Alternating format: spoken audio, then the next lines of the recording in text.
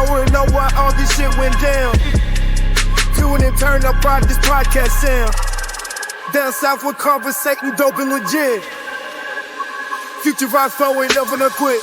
Peace, family. Welcome to the Dope Conversation Podcast, man. Listen, where we get deep into what's really going on out here. We try to find out what's really going on behind these situations that we seen popping off in the news. Today, man, we're gonna talk about Messy Jussie.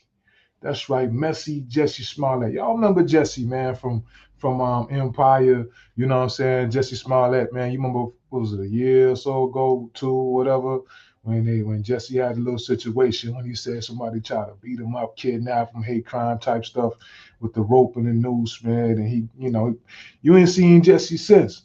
Everybody was on Jussie head about that. Oh man, you know what I'm saying? But recently just came out that Jussie Smollett, he got his conviction, whatever that little conviction was, that little bullshit, whatever they tried to do to him, he got it overturned. And that's just, I'm going to play this little clip and we're going to talk about why that happened, all right? Where the state Supreme Court there has overturned Jussie Smollett's 2021 conviction. Smollett convicted on charges of falsely reporting a 2019 hate crime against himself. Joining us now is NBC's Adrian Broadus and Kristen Gibbons-Fedden, MSNBC legal analyst and former prosecutor. Adrian, so what exactly happened today? Jose, a major turnaround in this case. The Illinois Supreme Court has overturned the conviction of actor Jussie Smollett. Many of you may remember he was found guilty of staging a racist and homophobic attack back in 2019. He alleged that attack happened here in Chicago. Now, the court ruled that the appointment of a special prosecutor to re-indict Smollett violated his constitutional rights. He had initially been charged by Cook County prosecutors who later dropped the case. But a special prosecutor was brought in to reopen it, leading to Smollett's 2021 conviction on 5 counts of filing false police reports. Now, we received a statement from his attorney, one of his attorneys, I should say, just moments ago, which says in part, "Today, we resolve a question about the state's responsibility to honor the agreements it makes with defendants. We hold that a second prosecution under these circumstances is a due process violation, and we therefore reverse defendant's conviction." Meanwhile, you may remember the former Empire star was sentenced to 150 days in jail, but he served about 6 days before he was released on appeal. And we will hear more from his attorneys later in the day. I've been trading text messages with his attorney. And as you can imagine, this is a sense of justice for Jussie Smollett. So, boom, there you have it, right? So y'all remember the situation. Jussie got jammed up for doing that bullshit, setting the whole thing up, allegedly.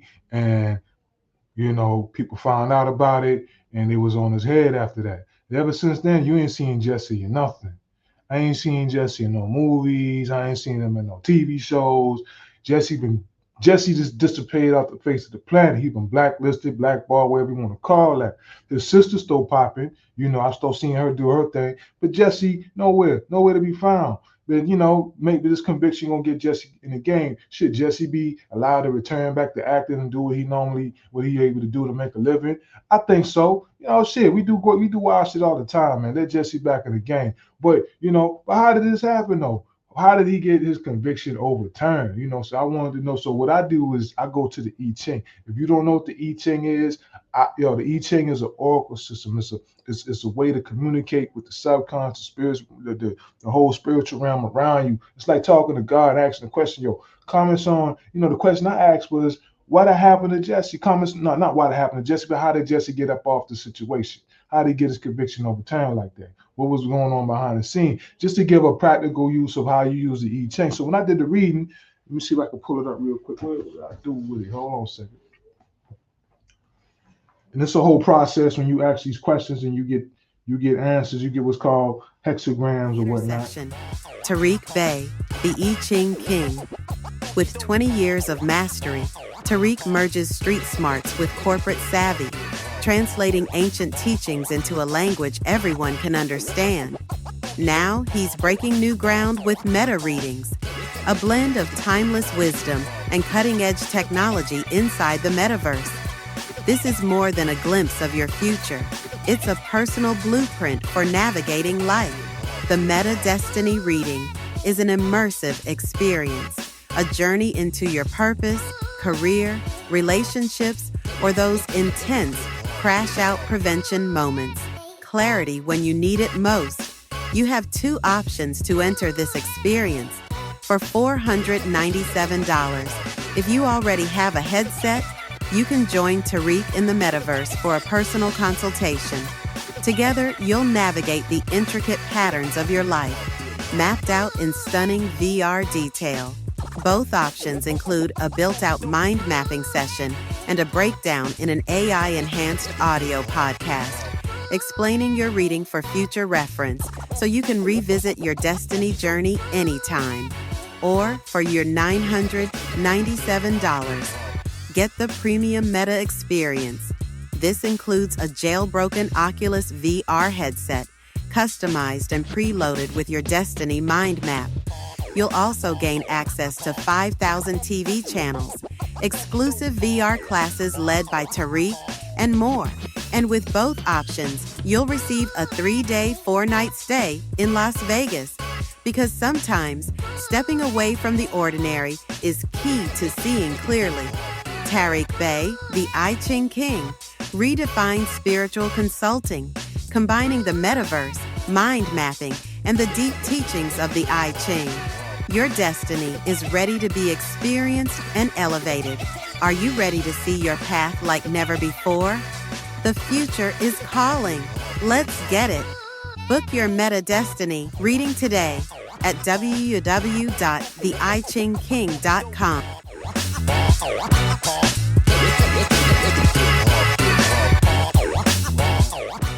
Jussie got a 39th hexagram in the I Ching, deals with adversity, right? You being in an adverse situation. And he got a couple of lines. These lines in the hexagram explain the situation so you can get a better understanding of what's going on. They're called stress lines. But I'm gonna read a couple of lines. I'm gonna read it from a book, an I Ching book by Ron F. Man, where's my glasses, man? Check this out. You know, I want to know what was going on behind the scenes, man. How Jussie get up off this case like that, right? Let's check this out. 39. 39. What was it? Lines 4, 5, and 6. So line 4 and 39. You can overcome the obstructions or difficulties only with the help of others. So if I was talking to Jussie and we was doing a reading, you know, even though he, you know, I ain't gonna judge him, man. This is what it is, but the only way to get out this, you're gonna need some help out of this, right? The next one was line 5. With the help of a person of superior character, the help that is needed in this situation can be attracted and expertly directed. With the help of a person of superior character, the help that is needed in this situation can be attracted and expertly directed. So somebody in his camp put Jussie on to some help in the situation. They had to go get somebody that's good that can make the situation end up like you're seeing right now. Okay, follow me now.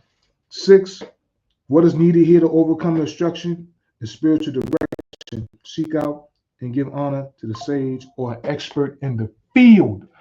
So in this situation, the spiritual help, he may have needed that too, because he was probably going through some psychological shit to be a star of a show, and all of a sudden, man, they treating you like shorty shit stain.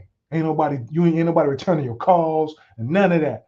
So he probably had needed some type of help psychologically and spiritually with that. But the expert advice that he needed was an attorney. So to sum it all up, Jussie got out of this situation because he had a good ass lawyer. Who was his lawyer? Hold on. Let's Google. Who was this man Jussie had? Jussie Smollett, lawyer. Hold on. Let's see who this guy is.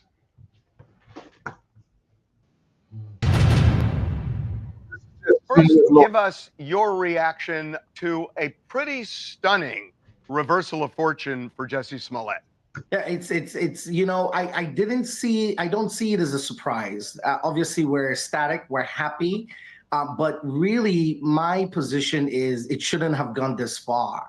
This prosecution was not a prosecution; it was a persecution, and prosecutions ought to be based on facts, not on vindictiveness, and that's what this seemed like, and that has no place in our American jurisprudence. And so I'm very happy. One thing I want to really emphasize here is this was not a divided court. This was a unanimous decision by our Supreme Court. And that speaks a lot as to what I'm saying now. And Nenya, have you spoken to Jussie? What was his reaction to this? Obviously, he's been out and starting his comeback in Hollywood.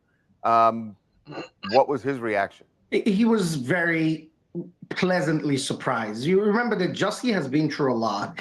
At each turn, we've received bad news, whether it was at the lower court in the trial court with the jury's verdict, whether it was the fact that the trial court even allowed this case to go forward, whether it was the appellate decision. And so I think from a human perspective, I'm not a psychologist, but I'm going to wager, I think there was a feeling of, here we go again. And he was pleasantly surprised, to put it mildly. He's very ecstatic.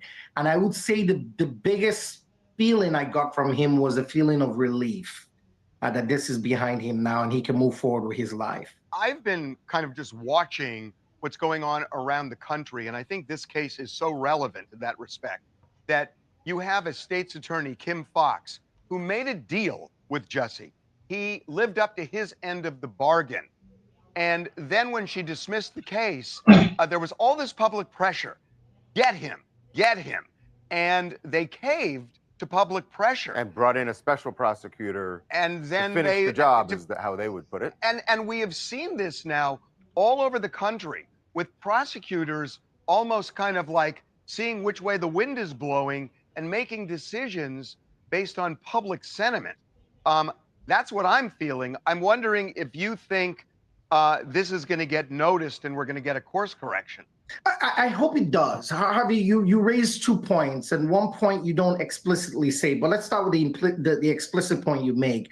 Of course, it's just disgraceful. Prosecutors, I used to be one, ought to base prosecutions based on facts, not on popular decisions, what the public thinks. You have to base it on, can you prove the case? The implicit point you make is this: we live in an age of social media where there's a mass dissemination of information that is not facts and evidence, where you have influencers, where you have potential jurors listening to tweets or watching tweets or listening to or watching YouTube videos or comedy skits, right? So I think the courts need to really push back and defend the line of rule of law and due process, and whether that means better jury instructions when it comes to well-known clients, whether they're popular or unpopular, or something else, or whether there needs to be some sort of independent commission set up to educate prosecutors in a better way of how not to cave to public pressure. I don't know exactly the way forward. I just know the basic ones that affects trial lawyers, which is jury instructions. But celebrities right now, people that are well known, they face an uphill battle. In the past, I think the assumption was if you were well known, you were going to get away with it. Right now, it's not. It's actually against you if you're well known and you get in trouble, because everybody has an opinion. This is not the 1980s or the 1990s with the O.J. Simpson trial, where there's one news station delivering the information. Everyone is a reporter right now, and that's dangerous to the rule of law. I have no problem with that in terms of journalism, mass media, but in terms of the rule of law, something has to be done, and I hope something is done sooner rather than later. You won this case. There's absolutely no doubt about it.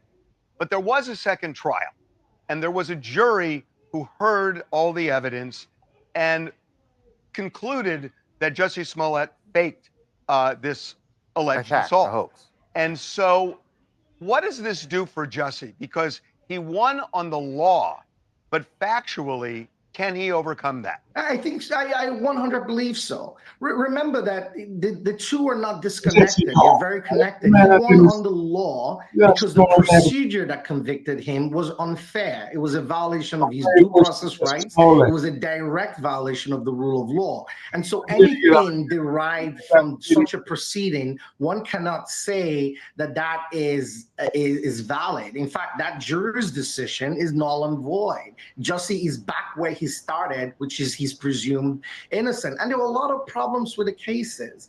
And this is what I'm going back to, which is everyone wanted Jussie Smollett convicted, period. I don't think we can deny that. A lot of people wanted him convicted. No one was willing to listen to the multiple reasonable doubts that scattered and littered the case. And my position is the court has held unanimously that the process wasn't fair to him. So a person cannot say, hey, the process is unfair to you, but we still think you're guilty. It doesn't work that way. The process is unfair, and anything that is derived from such an unfair process is null and void. There you have it. That dude, listen, what's his name? Let's get his name real quick. His name is this lawyer. He good. According to the I Ching, he that dude. If you in some situations, call this man. For real. He'll get you popping. He'll get you up out of that. You know what I'm saying? See what kind of law he practice. Personal injury, criminal defense lawyer. Yeah. This that dude right there. Nenye Uche. Uche, I think. This the man right here. He's the expert he's the dude that got Jussie up off the situation. You know, so Jussie can go out here and start. Hopefully he can get back out here and make him some money, man. Let Jussie do his thing, man. But yeah, I'm just giving you an example of what the I Ching can do and how it can, like I said, dig deep into these situations behind the scene. Now, why did Jussie do it in the first place? That's a whole nother episode. We may do that at another time. But make sure that you subscribe, like, share. If you having situations that you need answers to, holler at me. I'm the I Ching King. I help, especially if you're in a crash out situation, you need some guidance. Hit me up. Hit the link below. Make sure you join our community. We got a community that we help each other through these situations, man. Cause shit out here hard, man. We're gonna need something a little extra right now. But that's what I'm saying, man. Listen, thanks for tuning in. I'm gonna be back next episode. We're gonna get into something even deeper, man. But I'm out, man. Peace.